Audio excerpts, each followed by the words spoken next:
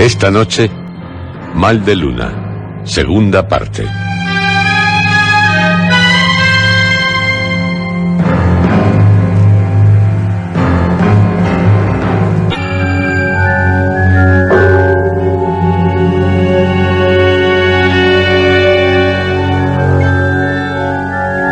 Esto es lo que ya ocurrió.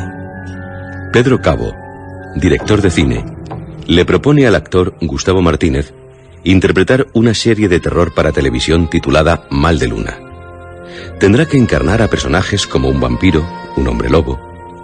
Gustavo acaba aceptando, no solo porque lleva 2 años sin trabajar, sino también porque en la serie participará una actriz que le gusta, Cristina, y porque los guiones han sido escritos por Rafael Costa, un gran guionista.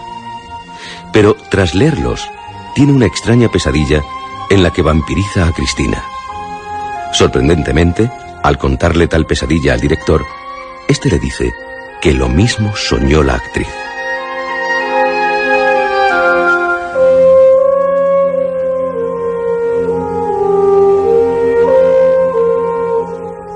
Lo que no le dije a Pedro fue que me había gustado el sabor de la sangre. La bebía de la fuente del cuello de Cristina con un gran placer, porque era de ella. De Cristina podía deleitarme todo, incluso su sangre. Pero, ¿y si me llegaba a satisfacer la de cualquiera?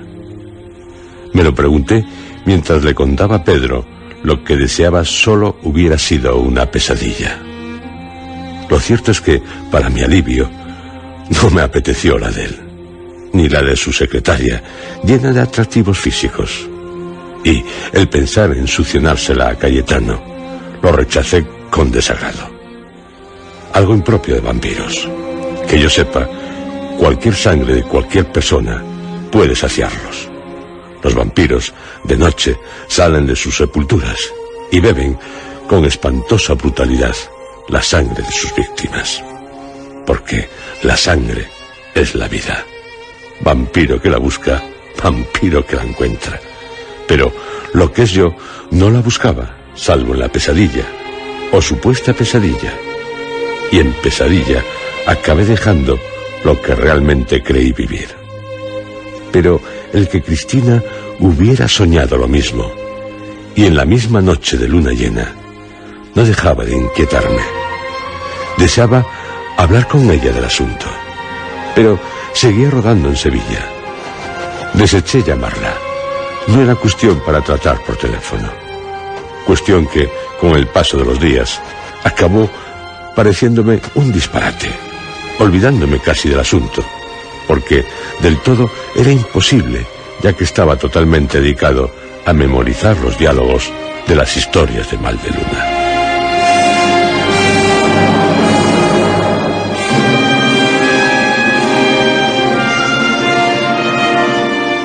Fue Rafael, repasando con Pedro uno de los guiones sobre el siniestro John George Hayes, conocido por el vampiro de Londres, quien hizo me volvieran a asaltar las dudas.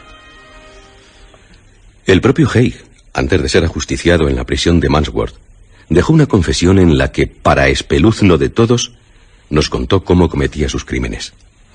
Como ejemplo, y ya sabéis por el guión, el de William Donald McSwan, su primera víctima, a quien le cortó la garganta con un cortaplumas. Procuré beber su sangre, pero no era fácil. Aún no sabía bien qué sistema usar. Le incliné sobre el lavabo y traté de recoger de algún modo el líquido rojo.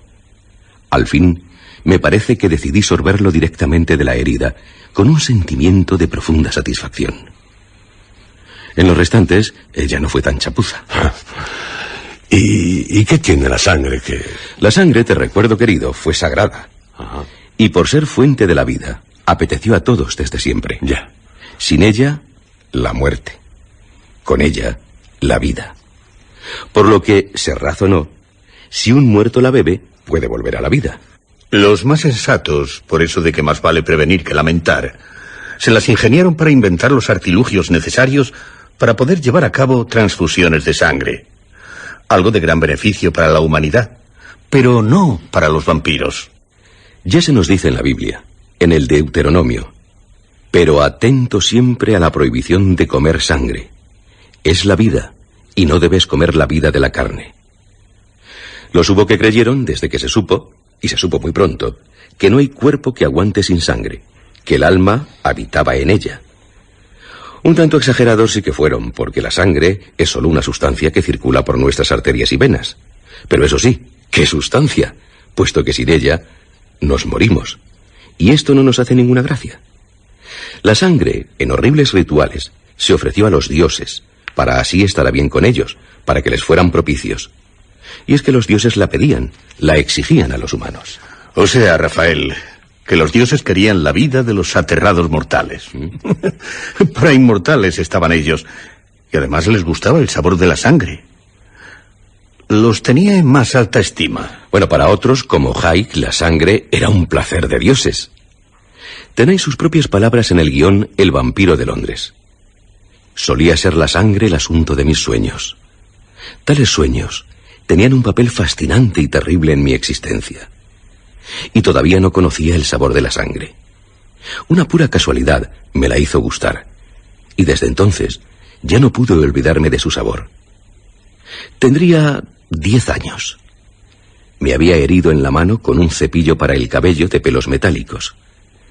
Lamí la sangre que brotaba, y algo se me mezcló en todo mi ser. Esa cosa viscosa, cálida y salada, que sorbía a flor de piel, era la vida misma. Fue una revelación que me obsesionó por muchos años.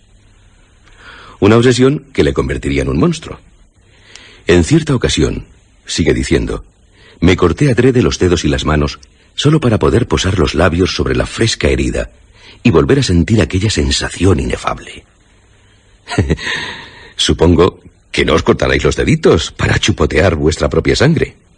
Ya sabéis en qué podéis acabar. Pedro se echó a reír, pero yo me estremecí. Habría influido en mí la lectura del guión El vampiro de Londres en la noche de luna llena en la que creí beber realmente la sangre de Cristina. Era yo quien tenía que encarnar a tan abominable personaje. Al vampiro, en el fondo, le da igual que la sangre sea arterial o venosa. Es como los vinos, jóvenes o viejos, cada uno con su sabor. Bueno, si son buenos. Malo, si son malos. Con tal de que sea sangre, poco le importa que sea de ida o de vuelta. Pero que esté cargada de hematíes, sí que le debe importar para tener un atractivo color rojo. Mucha hemoglobina. Existen unos 5 millones de hematíes en cada gota de sangre. Contienen un pigmento rojo denominado hemoglobina, que es el que confiere a la sangre su color peculiar. Se producen en la médula ósea al día, alrededor de 200.000 millones de hematíes, que realizarán durante su servicio activo, entre 110 y 120 días, unos 120.000 viajes alrededor del cuerpo. Bueno, si no son presa antes de un Nosferatu, de un vampiro.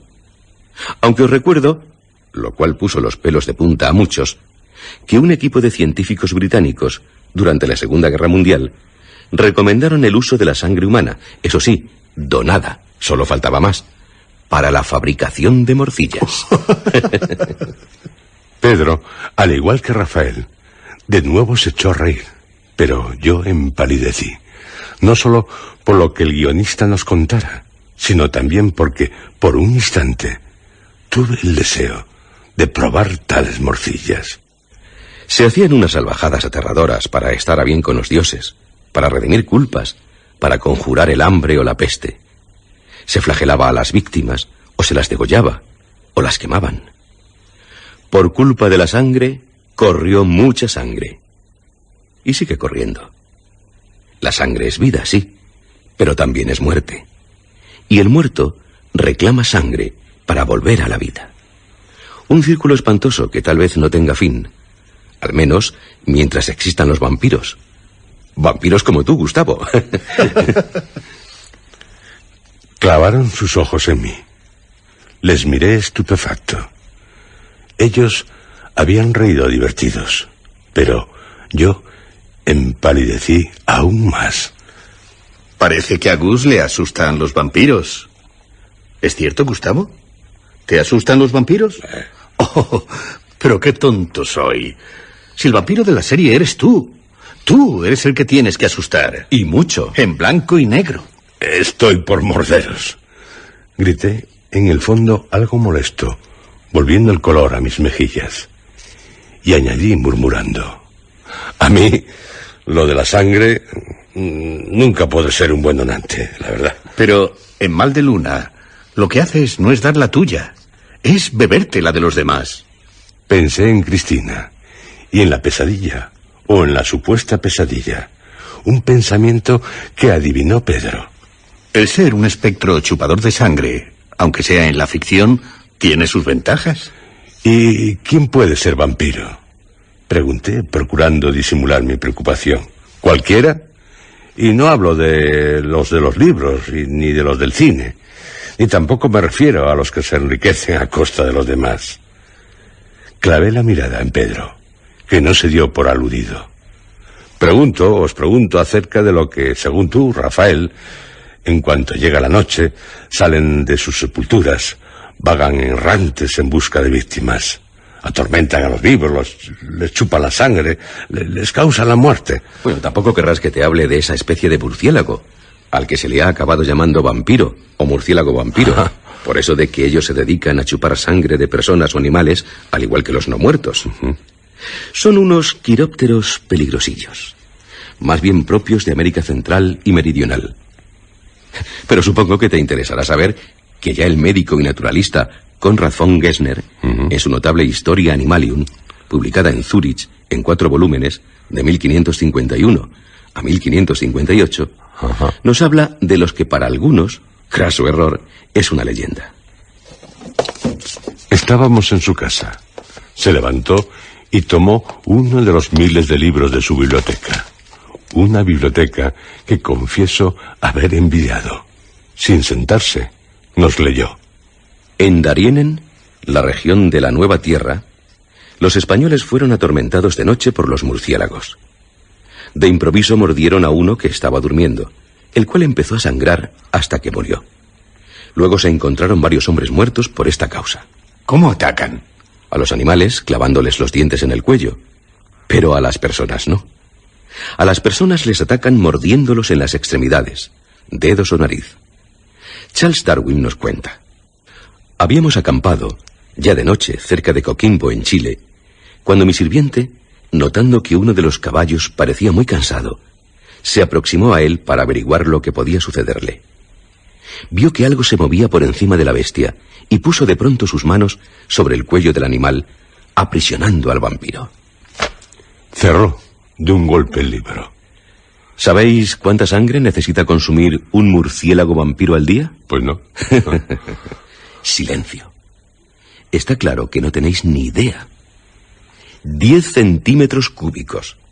Y además nos pueden dejar afectados de rabia. ¿Podrías incluir lo que nos acabas de decir en alguno de los diálogos de El vampiro de Londres? Pero aún no has respondido a mi pregunta, Rafael. ¿Quién puede ser vampiro? ¿Todos? ¿Tú? ¿Yo? ¿Pedro? Pues sí. ¿Cualquiera? Se puede ser vampiro, digamos, por la gracia del diablo, ni más ni menos. El diablo quiere que seas vampiro, y en vampiro te conviertes. Si se está muerto... Es raro que el diablo convierta a alguien en vampiro antes de morir, pero si está muerto, ya es otra cosa. Rafael abrió otro libro y dijo, antes de leer en una de sus páginas: es el Malleus Maleficarum. Sería una locura negar que semejantes cuerpos son hallados con frecuencia incorruptos en los sepulcros y que el diablo hace uso de ellos, si Dios se lo permite, para confabularse contra la humanidad, a la que causa daño y espanto. ¿Si Dios lo permite? Rafael se encogió de hombros. Se creyó, en algunos países, que el vampiro es fruto de la unión carnal de una bruja y un demonio.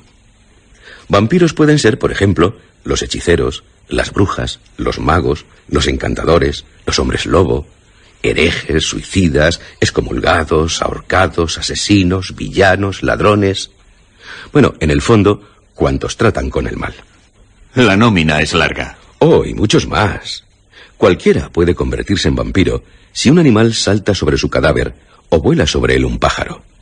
También pueden ser vampiros los descendientes ilegítimos de padres, a su vez ilegítimos, los repudiados por los padres de la Iglesia, los que sufrieron muerte violenta, los desangrados por los Nosferatus, el perjuro, también el que levanta falsos testimonios, el hijo nacido en séptimo lugar, el que nace cubriéndole la cabeza una membrana, el que sobre su sepultura camine una monja. ¿Te burlas de nosotros? Sí, ¿por qué? También el niño que muere sin recibir el bautismo, a los 7 años de su fallecimiento, se convertirá en vampiro. O el nacido en Navidad, o entre la Navidad y la Epifanía. Si un vampiro posa sus ojos en una mujer embarazada, en especial si ya ha pasado del 6º mes y no recibe la bendición de la Iglesia para anular el hechizo, su hijo se convertirá en vampiro, como el de la mujer embarazada que no tiene mareos. Su preñez ha sido obra de un vampiro. O si nace con dientes, o si... Por favor, basta. Retiro lo de que podías incluir lo que nos dices en un guión. Nadie se lo creería. La verdad es que, en mi opinión... Los vampiros no opinan. Muerden. Y tú eres un vampiro. Bueno, es una broma, Gus. Vampiro en la serie, claro. Solo en la serie, Gustavo. Sonreí débilmente. Según Rafael, ya solo por deseo del diablo puede acabar uno siendo vampiro. ¿Por qué no yo? Miré a Pedro con resentimiento. No me hace gracia, Pedro, pero que ninguna gracia el ser vampiro. Lo siento, Gustavo. ¿Ya has firmado el contrato? No sabes cuánto lamento el haberlo hecho. Estaba sin trabajo, cierto, pero... Oh, ya sé. El gran Gus sin trabajo, pero no vampiro. Pobre pero honrado. Gustavo, sé real. Triunfarás. Serás un nuevo hombre de las 1000 caras. Ya, mi rostro el de un vampiro. Un rostro bastante nauseabundo, por cierto. Encima. Delgado, o más bien alargado, con la palidez de la muerte. Labios abultados, rojos, colmillos afilados y puntiagudos, ojos como brasas, orejas puntiagudas, uñas muy largas, vello en las palmas de las manos, un aliento insoportable, pelo rojizo por el cuerpo. Así se describe por lo general al vampiro, flaco, encorvado. Su mordedura tiene poderes anestésicos, hipnotiza con su mirada. En trance se te quedará Cristina, Gustavo. Ya se había quedado en la supuesta pesadilla. Claro que no todos los vampiros, ni mucho menos, tienen un aspecto tan terrible. John George Hay, el vampiro de Londres, no lo tenía. Los hay guapos, aunque paliduchos. ¿Cómo es posible? Porque aparentan la edad que tenían cuando murieron. Y lo de cuando murieron es una forma de hablar, ya se sabe. Pero si tardan en salir de la tumba, su aspecto no es tan presentable. Las vampiras no pierden los encantos que pudieran tener como mujeres, pero eso solo en la ficción. En la espantosa realidad les ocurre exactamente igual que a los vampiros. Pensé en Cristina. De ser una no muerta, ¿qué aspecto tendría? No quise ni imaginármelo. Pero, por lo que dices en uno de los guiones, Rafael, hemos de tener en cuenta que la astucia de los vampiros es mayor que la de los mortales. Su astucia ha crecido con los siglos. Los vampiros son muy poderosos. El mal les otorga tal poder. ¿Qué te parece, Gus? No estoy para bromas. Aparecen a voluntad donde y cuando desean y en cualquiera de las formas que les son propicias. Lobos, perros, gatos, búhos, murciélagos. De la metamorfosis en murciélagos, amigos míos, queridos ignorantes, conste que no se habló. Y fue en Rumanía, por primera vez, hasta finales del siglo XIX. Poco o muy poco se sabía de la existencia de los murciélagos vampiro. Pueden agigantarse o empequeñecerse hasta desaparecer. Tienen una fuerza extraordinaria. Ven en la oscuridad. No producen sombras. No se reflejan en los espejos. Bueno, dudo que eso último sea cierto, salvo en el cine. ¿Me dejas acabar? Siempre interrumpiéndome, sabiondo. Todos los muertos están a sus órdenes. ¿Qué más quieres, Gus? Acabar la serie. Pero si aún no la hemos empezado. Ya. Tengo una idea. Una buena idea. Oh, una idea. Gus, olvidemos a los vampiros. Como si fuera fácil. Olvidemos también a los hombres lobo. ¿Lo dices en serio? Por ahora, Ya. comenzaremos la serie con esa extraña historia en la que una escritora... Oh, esa historia es muy buena. Oh, sí, muy buena. Solo Cristina y tú. ¿Te gusta la historia? Sin el Cayetano. Si no logras que Cristina... Rafael nos miraba interrogante. Oye, pero ¿no iba a ser El vampiro de Londres la primera historia en rodarse? En eso quedamos. Con el trabajo que me dio, tanto investigar, tanta documentación. Ya habrá tiempo para El vampiro de Londres. Y para Tu hombre lobo. Las haremos todas. ¿Qué te importa empezar por una que por otra? Pues a mí me hacía más ilusión. Te aguantas y ya está. Rafael no insistió. Sería inútil. No obstante, al salir de su casa, me dio un libro sobre vampiros y hombres lobos. Estaba claro. Las historias que más le gustaban eran las que había escrito sobre tales monstruos. Y a mí, las que no versaban sobre ellos. Y puede que a Pedro también. Pero cada uno tiene sus gustos. De noche, acompañándome de un buen whisky de Malta que sorprendentemente me regaló Pedro, leí parte del libro. Pero antes de hacerlo, comprobé que no había luna llena, por si acaso. No quería volver a tener una monstruosa pesadilla. Si es que había sido una pesadilla. Las formas de protección contra el vampiro, leí, varían de un lugar a otro.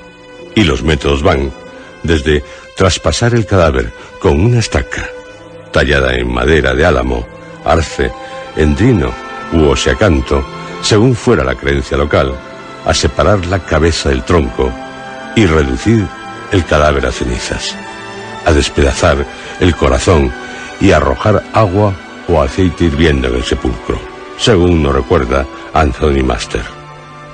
Lo mejor que se puede hacer es seguir al sospechoso de vampirismo hasta la tumba. Si realmente lo es, destruirle, pero siempre en su sepultura. Puede cortarse, en primer lugar, la cabeza al vampiro. Tal corte, según algunos, debe hacerse con la pala de un sepulturero y clavarle la estaca en el corazón. No se espante al cortarle la cabeza y al clavarle la estaca. El vampiro emitirá pavorosos alaridos. Hay que conservar la sangre fría para conservar caliente la propia sangre. Y su cortada cabeza y su traspasado corazón, o todo el cuerpo, al fuego. Y también al mismo fuego la estaca y el ataúd, si lo hubiere. Así no quedará rastro del vampiro. La verdad es que no creo que pudiera, por muy vampira que fuera, clavarle una estaca a Cristina. Pero, ¿y ella a mí? Ajá. No se lo preguntaría. ¿Para qué? Podría llevarme una gran decepción. Llevar un crucifijo para estar bien preparado para un ataque vampírico es algo fundamental, seguí leyendo. Colgado o no del cuello, pero guardado en algún lugar del que se pueda sacar rápido. Si no lo ve, es como si no lo llevara. Agua bendita para arrojársela. Le hará huir. Valen las reliquias. El vampiro teme cualquier objeto sagrado. Ajos, los que quiera. También es bueno el espino blanco, símbolo de la corona de espinas de Cristo, y una bala de plata, bendecida. Sobre su ataúd, una rosa silvestre lo dejará inmovilizado. Ah, y la estaca. Pienso que ¿cuándo dejamos lo real para pasar a lo irreal? ¿O cuándo dejamos lo irreal para dar paso a lo real? ¿Y si son lo real y lo irreal una sola cosa? Lo que es vivir, vivo el cuerpo, claro, y viva la mente, lo hacemos tanto en lo real como en lo onírico. Y algunas veces no sabemos si algo es real o es un sueño. Siempre tengo presente esa alegoría del filósofo Xuan Tzu, de la escuela taoísta, que vivió en los siglos IV y III a.C., en la que nos dice: soñó que era una mariposa.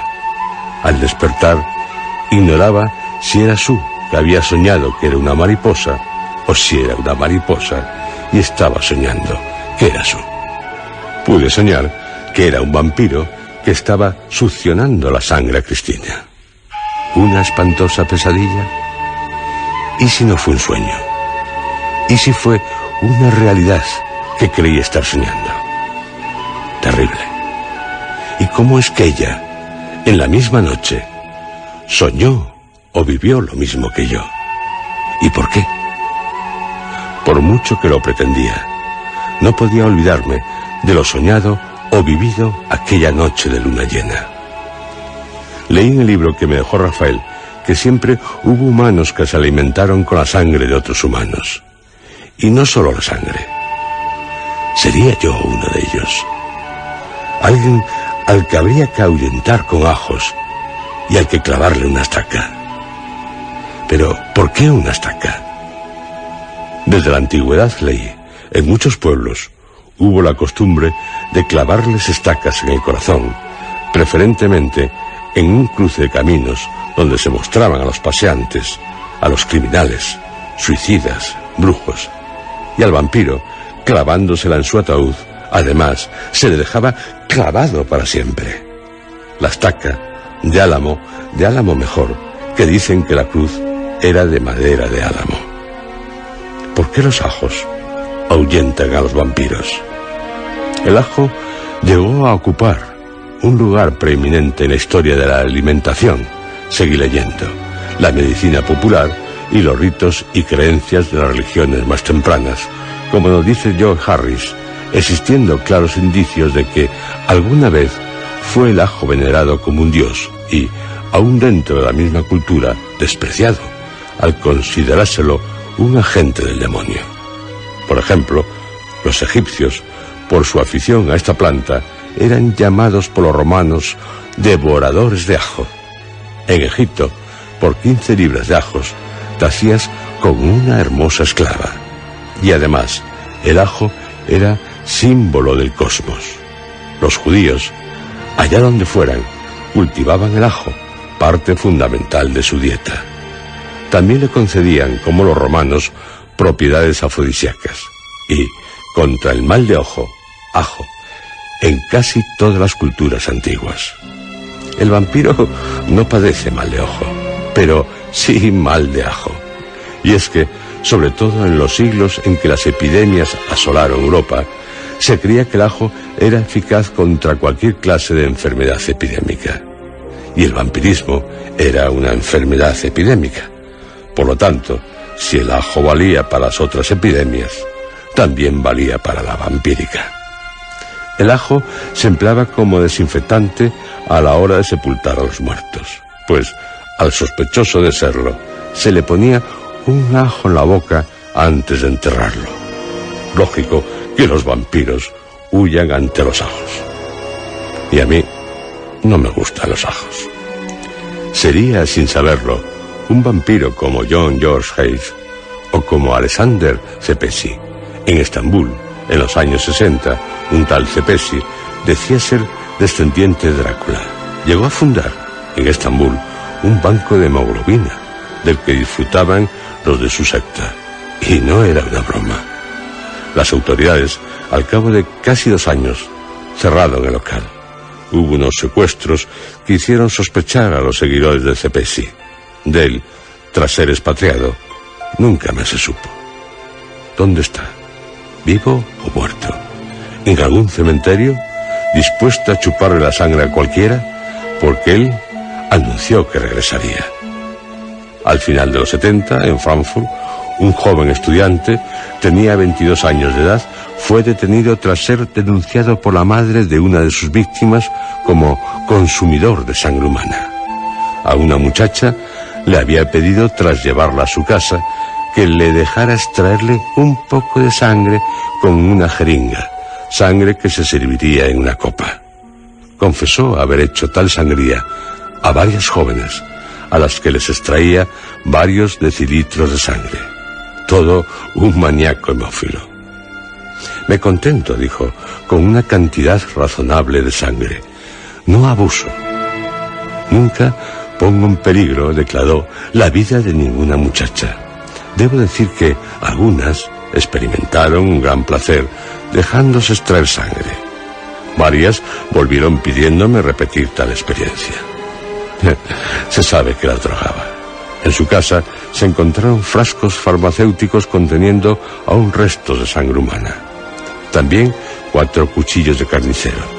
Decía no hacer daño a las víctimas. ¿Y para qué tales cuchillos? Alfred-Kasser, el 27 de julio de 1963, asesinó en su piso de Múnich al jovencísimo Arthur Konig. Mientras su víctima agonizaba, tras darle golpes en el cuello y en el flanco izquierdo, bebió ávidamente la sangre que brotaba de las heridas del cuello. Este asesinato, así como otros, confesó haberlos llevado a cabo con el fin de procurarse sangre fresca. Kuno Hoffmann, en su celda, reclamaba a diario 1 litro de sangre. Dejé de leer el libro. Me estaba angustiando. Y me sentí furioso conmigo mismo. No podía dejarme obsesionar por la pesadilla, o supuesta pesadilla. En ella vampirizaba con placer a Cristina. Y Cristina se dejaba vampirizar con placer. Una locura. Olvida de una maldita vez. Y casi lo logro. Pero, yendo hacia Asturias para iniciar el rodaje de la serie, ocurrió un extraño suceso. Me detuve en un bar de carretera. No había nadie en él, salvo el dueño, que parecía estar disponiéndose a cerrar. La noche, a finales de octubre, era demasiado fría como para pensar que alguien del pueblo más cercano iría al bar. Yo era, con toda seguridad, el último cliente. Pero no fue así. Entró, al poco de hacerlo yo, una mujer que, en cuanto dejó ver su rostro, lo ocultaba tras una gruesa bufanda, me asombró por su belleza. Al dueño del bar le resultaba tan extraña como yo. La mujer, sonriéndome agradablemente, tomó asiento frente a mí, que me había sentado en una mesa junto a la ventana. No reparé en algo en lo que debía haber reparado, o al menos provocado curiosidad. Allí fuera, frente al bar, solo estaba mi coche. Pensé que la mujer lo único que pretendía era estar en compañía. Creo que no tardará en llover. No es conveniente detenerse mucho tiempo. Por aquí las tormentas... Sí, tiene razón. ¿No toma el café? ¿Se le enfriará? No es bueno. No quería que la oyera el dueño del bar. Supuse que ya lo habría probado en la barra antes de acercarse a mí con la taza en la mano. En cambio, a mí me pareció un buen café. La luz de la luna llena, rasgando las oscuras nubes, dio directamente en su rostro. Sus ojos eran tan negros como la noche, abismales. Tenía una mirada posesiva y voluptuosa, como su sonrisa. El rostro de la mujer, iluminado intensamente por la luna llena, no me resultaba extraño, aunque estaba seguro de no haberla visto nunca anteriormente. ¿Puede acercarme al pueblo? Oh, sí. Eso délo por hecho, por supuesto. Y además cuando quiera, ¿eh? Bueno, temo que... No me causa ninguna molestia. No se preocupe. Yo también voy en esa dirección. Soy un nostálgico por la vieja carretera. Para mí tiene más encanto. He tenido que andar unos cuantos kilómetros para llegar hasta aquí. Mi todoterreno se averió. Vaya. Usted no sabría... No, yo la verdad es que de coches entiendo poco. Casi nada. Se lo dejaría peor si me diera por hurgar en su motor. Lo siento, la verdad. No tiene por qué disculparse. Me esperan en el pueblo, así que no hay problema. Bueno, salvo la caminata. Pero mañana en el taller... La luna llena, tras volver a iluminar intensamente su rostro, desapareció tras las amenazadoras nubes. Un poderoso trueno me sobresaltó. Ya comienza a llover. Y a mí conduciendo, la verdad, me inquieta la lluvia. Y más si es de noche. Me da mucho respeto. Y con las curvas, ¿nos vamos ya? Cuando quiera.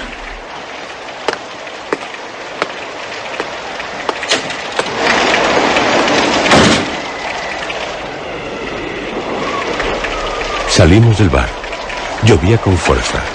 Subimos precipitadamente al coche. Por mi parte, no quería perder ni un segundo. Pero ella, al ir a poner en marcha el coche, me cogió de la mano. La suya estaba extremadamente fría, pero no me sorprendió, dada la noche que hacía. Lo que sí me sorprendió es que me apretara la mía. No hay prisa. Ninguna prisa. Pues yo sí que... Bueno, yo... No es que tenga prisa, pero ya se lo dije. La lluvia y esta noche... Es hermosa esta noche. Muy hermosa. ¿Qué es hermosa esta noche? A mí no me lo parece, pero... Intenté, procurando no ofenderla, soltar mi mano. O no estaba en su sano juicio, o simplemente quería alguna aventura amorosa conmigo. Una noche fría. Tan fría como las losas de las sepulturas. Aquellas palabras me sobrecogieron, pero aún más sus ojos. En cuanto los abrió, me miró como si pretendiera hipnotizarme. Sus ojos ya no eran negros, y sí rojos, como brasas. Sentí un escalofrío por todo el cuerpo. Haciendo un esfuerzo, pude libertar mi mano. Noche de luna llena. Entreabrió su boca. Resultaba tentadora, pero me aterraron sus colmillos al ser iluminados por un relámpago. Grandes, afilados. Y profirió un bestial rugido, disponiéndose a abalanzarse sobre mí. Pero de repente retrocedió espantada por algo. Y dando un terrible golpe a la puerta, salió del coche, aullando furiosa, no tardando en perderse en la oscuridad.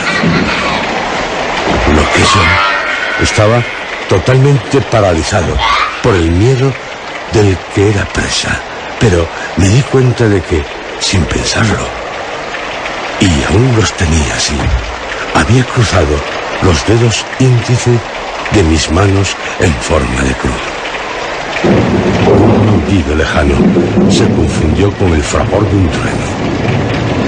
No me atrevía a salir del coche. Me castañeteaban los dientes. Temblaba tanto que no acertaba a introducir la llave de contacto.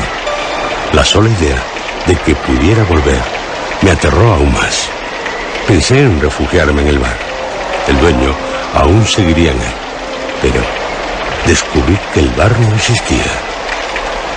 ¿Dónde me hallaba? ¿Qué estaba sucediendo? Al fin, logré arrancar el coche y no paré hasta llegar a Oviedo.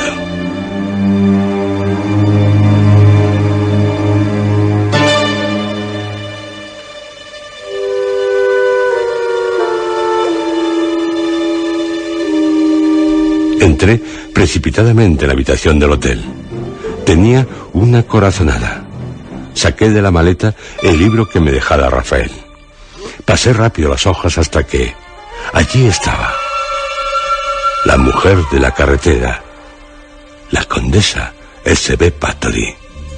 La condesa sangrienta. La que sembró el pánico en los Cárpatos a finales del siglo XVI y a principios del XVII. Dio muerte a 650 jóvenes ley, todas ellas vírgenes. Había descubierto, golpeando a una de sus doncellas, que la sangre de la infeliz, al salpicarle el rostro, la rejuvenecía. Todas las mañanas, desde entonces, se bañaba en una tina llena de sangre de virgen. Su mente era tortuosa, dada a las supersticiones. Sufría crisis de posesión. No sacrificó a hombre alguno. Torturaba a sus víctimas. Una temible vampira. Intenté reflexionar. No sacrificó a hombre alguno. ¿Y cómo es que? Porque, no hay duda, la mujer de la carretera era ella. Su retrato lo vi en este libro. Por eso su rostro no me resultó extraño. Pero, ¿y el bar? ¿Fue todo una alucinación mía? ¿Me detuve realmente a tomar un café? ¿Iba yo a ser su primera víctima masculina?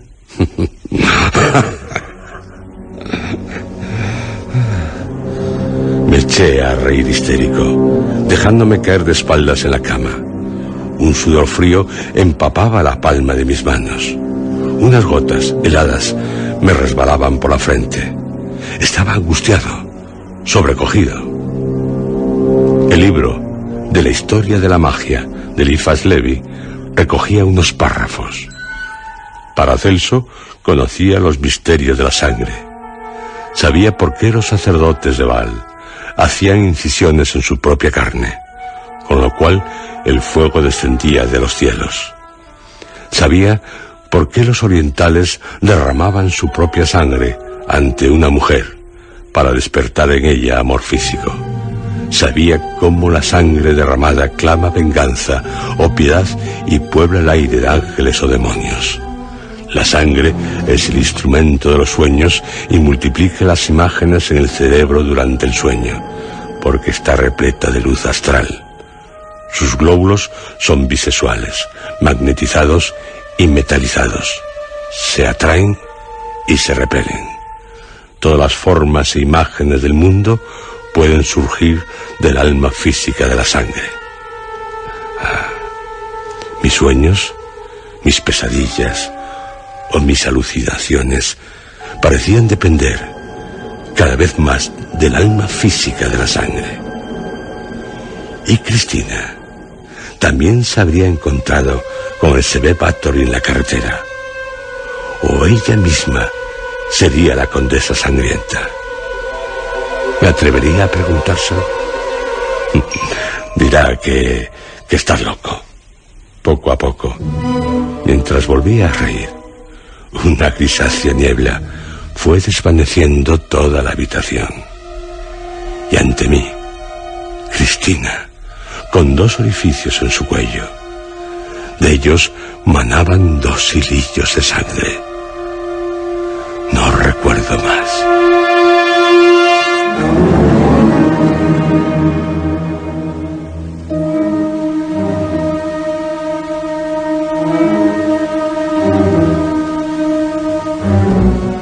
¿Qué es el miedo?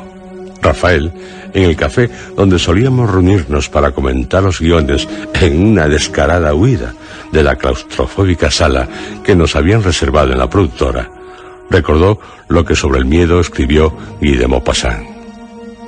Para Guy, lo trataba con una curiosa familiaridad, como si habitualmente tratase con él por medio de sesiones espiritistas.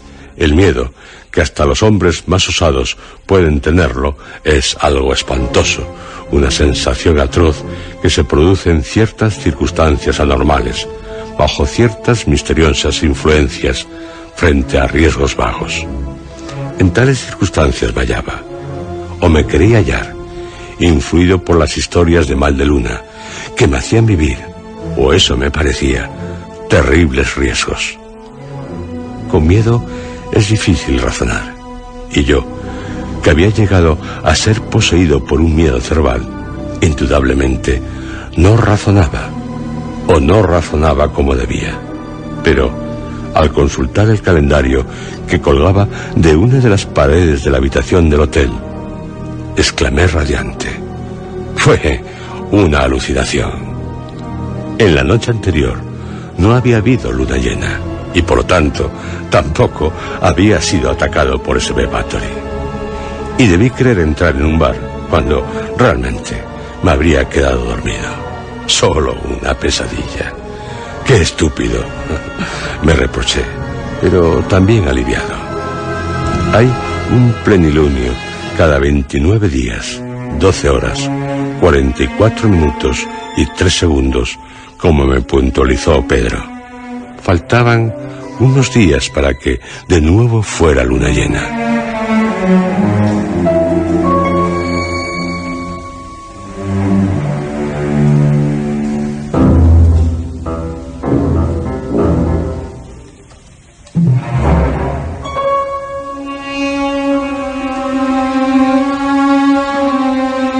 La serie era un abismo hacia el horror.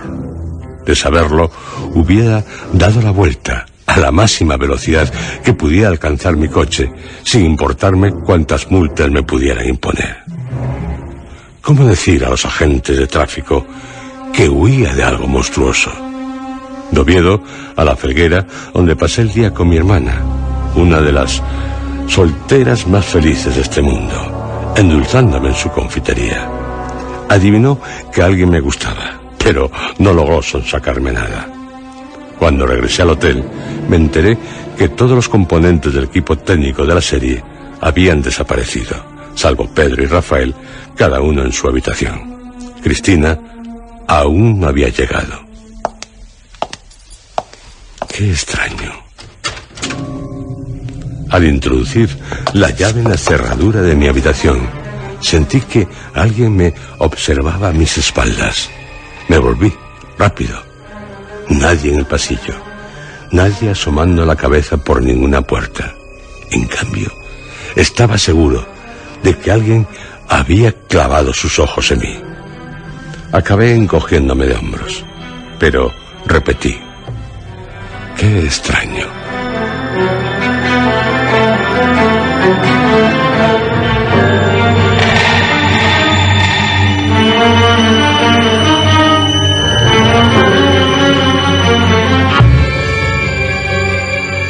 ¿Sucede realmente algo?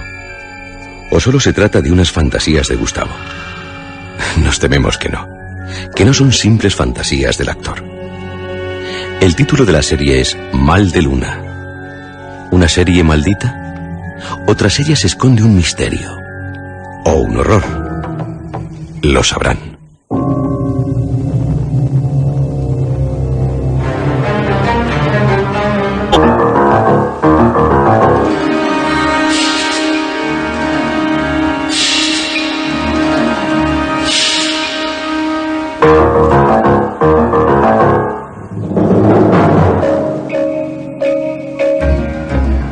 Han escuchado ustedes, dentro de la serie Historias, Mal de Luna, segunda parte.